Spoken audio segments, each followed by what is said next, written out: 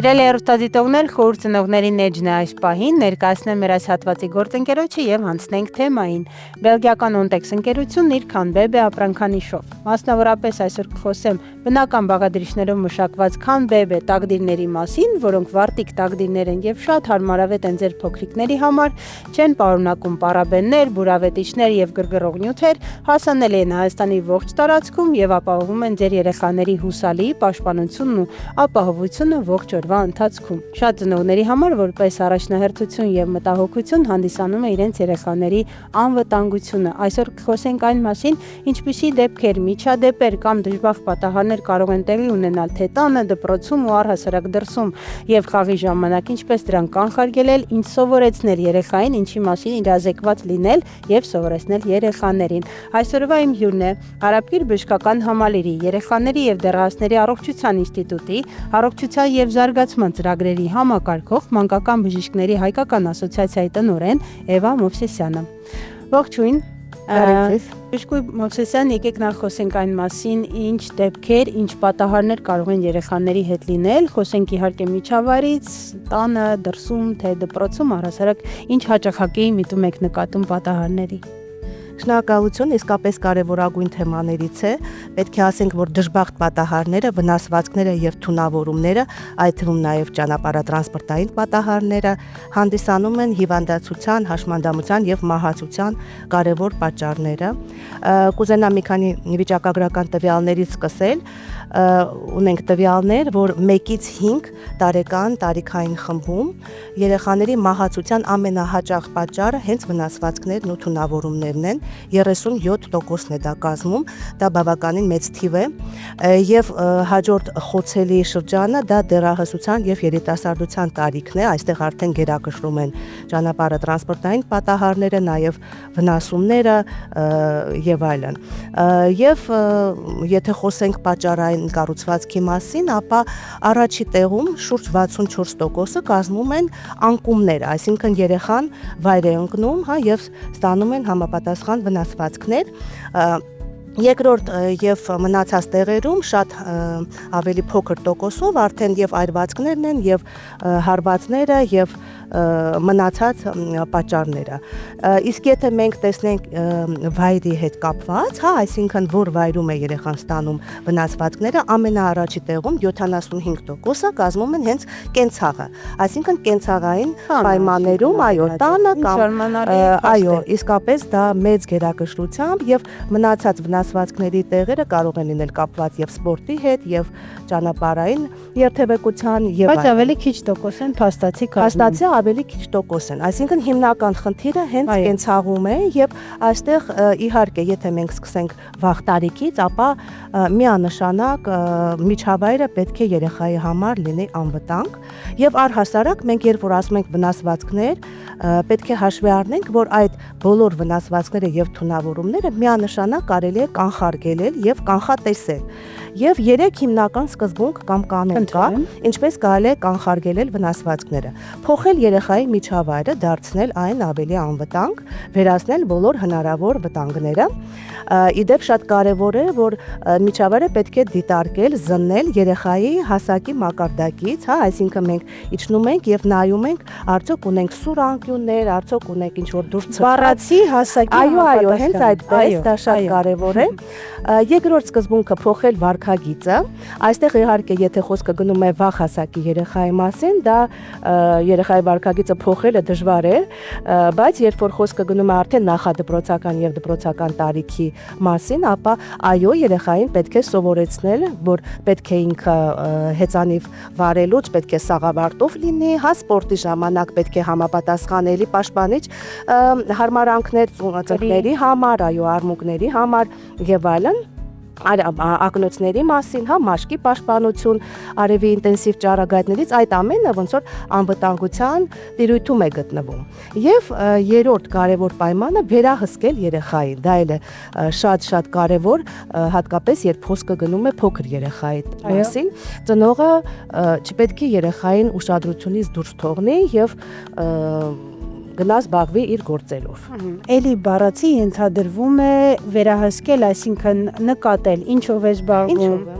ում հետ է շփվում, կամ ինչն է իր վրա ազդեցություն ունենում, ինչը ոչ, այսինքն այստեղ եւ հոգեբանական եւ հենց բառի բուն իմաստով ի նկատի ունենք վերահսկել, զուտ աչքի տակ պահել, տեսադաշտում ունենալ, ցանկացած վարքյան իմանալ երեխան ինչով է զբաղված։ Իհարկե, եթե խոսքը փոքր երեխայի մասին է, ապա երեխան ցանկացած պահին կարող է մագլցել, եթե նույնիսկ դեռ քայլել չգիտի, շատ արագ կմագլցի, հա, կընկնի, կարող է բարձրանալ ինչ որ դժվար հասանելի տեղեր, երեխան շատ արագ կարող է վազել, բարձրանալ պատուհանի գոգին, հա, ձեռքը մտցնել վարդակի, եթե վարդակը բաց է, հա, չի բակված լարից քաշի, ինչ որ ծանրություն իր վրա շուռ տա, դրանք շատ հաճախ հանդիպող պատճառներն են եւ այո, երեխային մենակ չի կարելի թողնել եւ նույնիսկ տարիքով մեծ դպրոցական տարիքի երեխաների հետ փոքրիկներին եւս խորհուրդ չի տրվում թողնել, որտեվ այդ պատասխանատվությունը դժվար թե իրենք բոլոր հնարավոր վտանգները կարողանան կանխատեսել ու ռիսկերը կանխարգել են։ Շնորհակալ եմ շատ, մինչ կանդրադառնանք այ իրավիճակներին ու դեպքերին, կուզենայի պարտադիր այս պահին խոսենք նաև սոցհարթակներում պաշտպանության մասին, որտեղ որոշակի տարիքից այո մենք տեսնում ենք, որ դպրոցահասակ կամ պատանեկան հասակից արդեն երեխան ունի իր գadget-ը, իր հեռախոսը եւ ինքը ազատ օգտվում է տարբեր հավելվածներից, չաթերի մեջ է, խաղերի մեջ է։ Հարցուկ այստեղ կան որոշակի գործելակարգեր, որոնք դուք կուզենայիք նշել ծնողների համար, ինչին հետևեն եւ ինչպես սոցհարթակում վերահսկել։ Եղավ, իհարկե անպայման ասենք, որ on-line տիրույթը, այդ առցանց տիրույթը դա առանձին մի գիտություն է դրանով զբաղվում, կիբերանվտանգություն գոյություն ունի եւ իրականում շատ վտանգներ են սպասում երեխային այդ առցանց տիրույթում։ Երբեմն ծնողին թվում է, թե երեխան տանն է, նա իր հեռախոսով է զբաղված եւ կարծես թե ոչինչ չի սպառնում, բայց այնքան շատ սպառնալիքներ կան հիմա սոցցանցերում, տարբեր տեսակի սկսած տարբեր տեսակի վնասակար սովորություններից, հա, օգնեք, ինչ դեպքերի եք առնչվում հետ կարող եք իհարկե սկսած անձնական տվյալները չպահպանելու այդ կանոնին չհետևելը, դեռահասների մասին եթե խոսքը գնում է, շփվում են, ծանոթանում են տարբեր մարդկանց հետ, որոնք երբեմն ձևացնում են իրենց տարիքի, հասակակից են, բայց տարբեր մտադրություններ։ Իհարկե, մտադրությունները շատ տարբեր կարող են լինել, սկսած չարաշահումից, հա, սեռական բռնությունից, հա, մինչև ներքաշել հոգեբանական ազդեցություններ գործելուց, ինչ որ հետապնդել հասցնել ընդհանուր միջև ինքնասպանության նման դեպքերը պատահում են եւ առհասարակ պետք է ծնողներին ասել, որ միշտ պետք է սահմանափակել այն ժամանակը, որը երեխան անցկացնում է գadgetների հետ։ Երբ որ խոսքը գնում է վաղ տարիքի մասին, մինչև 18, նույնիսկ 24 ամսականը, ընդհանրապես երեխան ոչ մի կարիք չունի գadgetների եւ դա ապացուցվել է, որ զարգացման համար որևէ օգտակար ազդեցություն չի թողնում։ Ավելի լավ է ճիշտ կենթանի նրան տալ ինչ որ գրքեր, հա,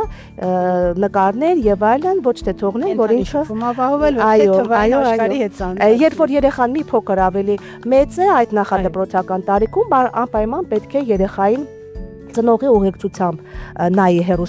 հեռուստահաղորդումներ, ընտրողաբար, հա, իհարկե, որոնք որ նախատեսված են հենց այդ տարիքի երեխաների համար եւ խիստ ցանկալի է, որ ծնողը մեկնաբանի, բացատրի, հա, դա կարեւոր է։ Չի կարելի այդպես թողնել եւ գնալ, եւ դա պետք է անել ընդամենը օրական մինչեւ 1 ժամ, ոչ ավել, եւ դպրոցականների համար, այո, դա 1-ից 2 ժամն է, եւ խոսքը գնում է այստեղ որպես ազատ ժամանց, հա, այդ որպես ազատ ժամանց, այդ ժամանակը մինչև 2 ժամ է, մենք չենք վերցնում ինչ որ դասեր պատրաստելու համար եւ այլն։ Այսինքն որոշակի սահմանափակումներ ու բնականաբար ծնողը միշտ պետք է աշխատի կոնտենտին տեղյակ լինի, հա, ինչ է երեխան դիտում, ում հետ է շփվում սոցցանցերում, այո, կան նաեւ հատուկ ծրագրեր, որոնք սահմանափակում են երեխայի մուտքը որոշակի մեծահասակների այդ կոնտենտին, այո, պարզապես երեխան չի կարողանա օրինակ այդ պոռնո կայքերը մտնել եւ այլն, դա իհարկե անցանկալի է։ Եվ ամփոփելով թեման, ուզում եմ շեշտել այն փաստը, որ փաստորեն երբեմն կոլեկտիվ մտածողությունն է դրդում, օրինակ ծնողներին շատ չհետևել, որովհետև չէ, շատ ենք ասում մեզ, դե բոլորն էլ օգտվում են գadgetներից, դե առանց հեռախոս ոնց կլինի, բոլորն ունեն, մեր երեխան էլ պիտի ունենա։ Նույն սաղավարտը կամ օրինակ ամրագոտին չեն գցում, որովհետև ոչ մեկ չի գցում, չէ, նման օրինակ ենք տեսնում, ինչ կասեք ընդհանուր, եթե խորհուրդ տանք ծնողներին, թե սեփական օրինակով, թե նույնիսկ տարբերվելու գնով միևնույն է հետևել այն բոլոր անվտանգության կանոններին, որոնք պոտենցիալ վտանգ են ներկայացնում։